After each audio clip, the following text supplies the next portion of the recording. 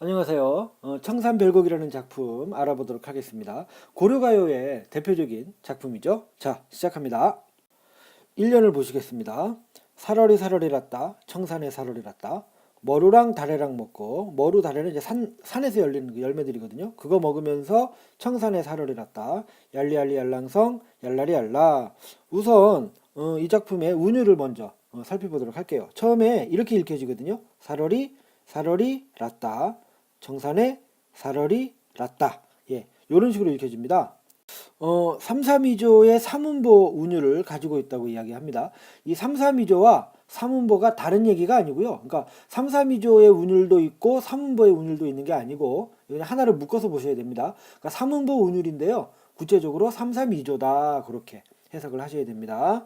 그리고 청산에 살겠다고 이야기하는데 요 청산 여기 이제 그 연 주제에도 나와 있는데요. 이거는 일종의 도피처입니다. 도피처. 그리고 이상향으로 파악하면 조금 곤란하겠어요. 배경 설명이 조금 필요한데요. 이 작품을 보통 어떻게 이야기하냐 하면은요. 그 고려 말 무신 정권 하에서의 유랑 농민의 처지를 노래했다고 이야기하거든요.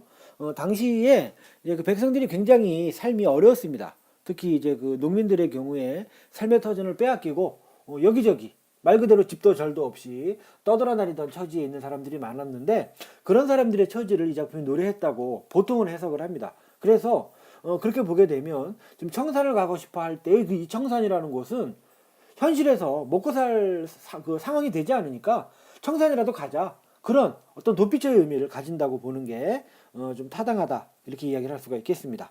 그리고요. 그 이제 세 번째 행에 얄리얄리 얄랑성 얄라리 얄라 이거 이제 후렴구가 사용이 된 건데요. 리을 이응 음이 많이 사용이 되고 있거든요. 유음 계열이 사용이 되고 있어서 밝은 느낌을 주는 후렴구가 됩니다. 그래서 이게 우선은 이 본문의 내용과 좀 정서적으로 반대입니다. 본문의 내용은 정서적으로 뭐 슬프고 힘들고 이런 그 정서를 가지고 있거든요. 근데 이제 후렴구는 밝은 느낌을 주기 때문에 본문의 정서와 대치된다고 말할 수 있고 또 한 가지 이런 이야기도 합니다. 고려인의 낙관적인 정서를 표현하는 그 표현이다. 이렇게 이야기하기도 합니다. 예, 해서 이제 1년은 청산에 대한 동경, 도피처로서의 청산에 대한 동경의 마음을 보여주고 있다. 이렇게 해석이 가능합니다. 자, 그 다음에 이제 두 번째 언으로 넘어갑니다. 울어라 울어라세요. 자고 일어나 울어라세요. 너보다 시름이 많은 나도 자고 일어나서 울며 지낸다. 이제 후렴구 나왔고요. 여기서 새에는 이제 감정이입의 대상입니다. 감정이입의 대상이고요.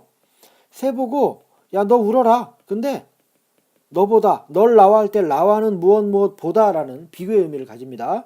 너보다 시름이 하다는 이제 많다라는 뜻인데요.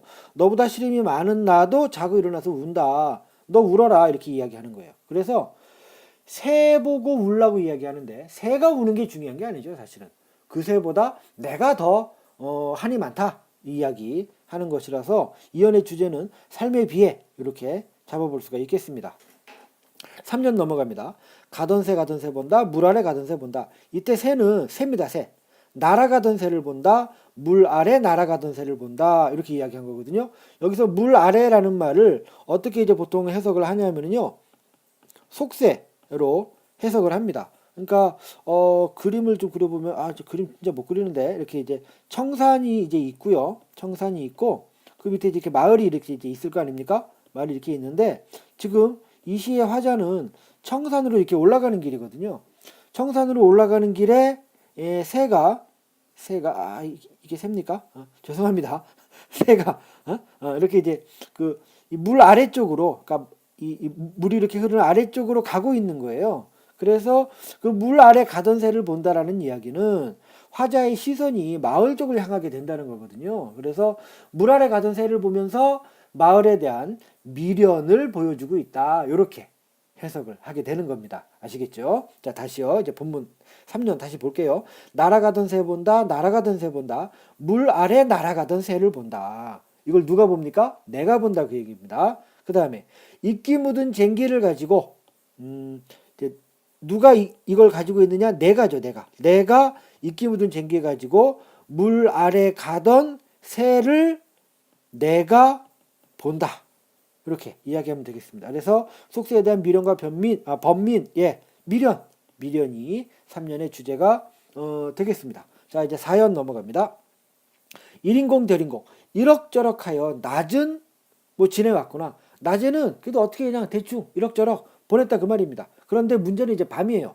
올 사람도 갈 사람도 없는 밤은 또 어찌하리요. 이 밤은 너무 이제 찾아오는 사람도 없고 하다 보니까 너무 쓸쓸하고 외로운 그 시간대인 거죠. 나 너무 힘들다, 고독하다. 삶의 고독, 고독이 4연의 주제가 되겠습니다. 5연으로 가보시겠습니다. 어디에다 던지던 돌인가, 누구를 맞히려던 돌인가. 이 돌을 지금 자기가 맞았다 그 얘기예요. 그런데 미워할 이도, 사랑할 이도 없이 맞아서 운이 노라. 돌 맞았다. 돌 맞아서 내가 운다. 그렇게 이야기하는 것이거든요. 그럼 여기서 이제 돌이 무엇을 의미하느냐? 돌은 그거는 불행한 운명을 의미한다고 보시면 됩니다. 아까 제가 이제 이 작품이 고려 말에 유랑 농민들의 어떤 비참한 삶의 처지를 노래한 거라고 이야기했는데요. 그 고려 말에 이제 무슨 일이 있었냐면요. 특히 이제 그 고려 저쪽 북쪽 그 국경지대 쪽에 이제 살았던 그 농민들의 경우에 그 삶의 터전을 다 잃어버리게 됩니다. 그러니까 이제 몽고나 이쪽 애들이 막 이제 우리나라를 막 쳐들어오는 것 때문에 그 사람들이 쳐들어오게 되면 그 접경지대에 있는 농민들의 가옥들이 그들에게 일종의 이제 멀티기지가 돼버린단 말이죠. 그래서 고려 무신 정권이 어떤 일을 했냐면 그쪽에 있는 집들을 다 불질러 버렸어요. 지금처럼 그렇게 하면서 국가 보상이라도 했겠습니까? 아니죠. 그냥 하루아침에 그냥 다 불질러 버리고 살든지 죽든지 맘대로 해라 이렇게 그냥 버림을 당했던 거예요, 농민들이.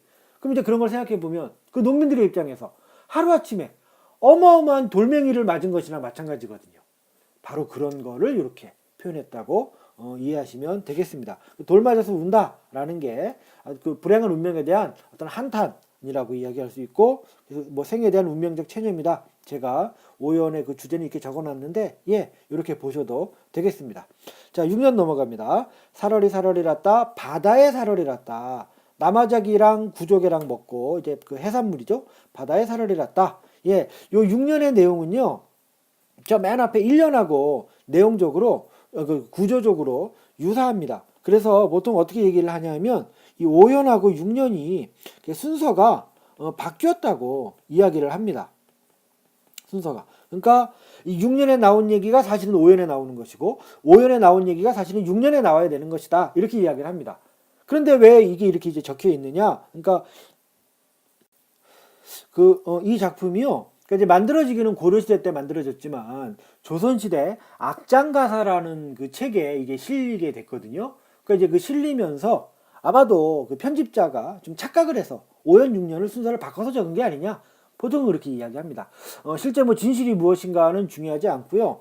구조적으로 봤을 때 5연과 6년을 바꾸는 것이 앞의 내용과 좀 대칭적인 구조를 이룰 수 있다. 이렇게 파악을 하시면 되겠습니다. 자, 7년 넘어갑니다. 가다가 듣노라 애정지 외딴 부엌 외로 된 정지가 부엌이라는 말의 그 사투리거든요. 그 외딴 부엌을 가다가 듣노라 뭘 듣느냐? 사슴이 장대에 올라가서 해금, 이 악기 종류입니다. 해금을 켜는 것을 듣는다.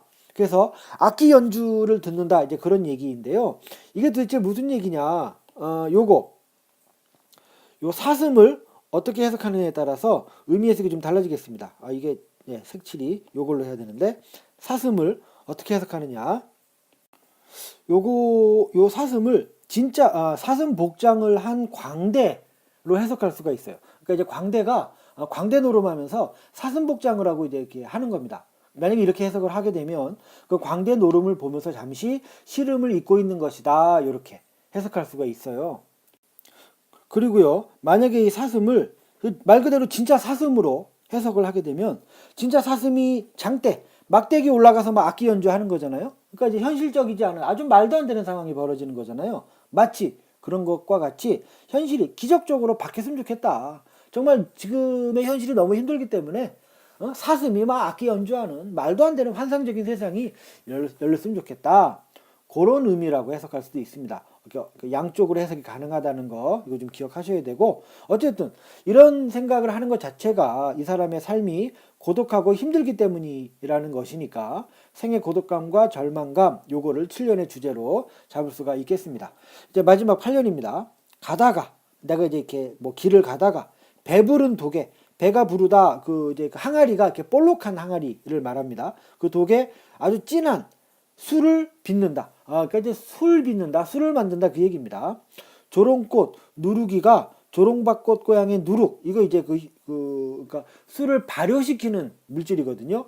그것의 냄새가 매워 나를 붙잡습니다. 그러니까 이제 항아리에다 술을 빚어놨는데요. 그 술 익는 냄새가 진하게 나서 나를 붙잡는다는 것입니다. 그러니 내 어찌하리고. 그렇게 술 냄새가 나를 진하게 붙잡으면 내가 어떻게 해야 됩니까? 뭘 어떻게 합니까? 마셔야 되는 거죠. 술 냄새가 진해서 마시고 싶구나. 그런 얘기를 하고 있는 것입니다. 그래서 8년은 술을 통한 고뇌의 해소라는 주제를 갖고 있다고 할 수가 있겠습니다. 자, 이제 전체적으로 정리하고 마치도록 하겠습니다. 이 작품은 발레상 고려 가요이고요. 주제는 삶의 비애와 현실 도피 의지를 갖고 있습니다. 그리고 대칭적 구조를 가지고 있어요. 1, 2, 3, 4 가 이제 한 그 구조고 5, 6, 7, 8이 또 하나의 구조. 이 두 개가 대칭적인 구조를 띠고 있고 현실 도피적인 그런 성격을 가지고 있는 작품이라고 할 수가 있겠습니다. 예, 수고 많으셨습니다.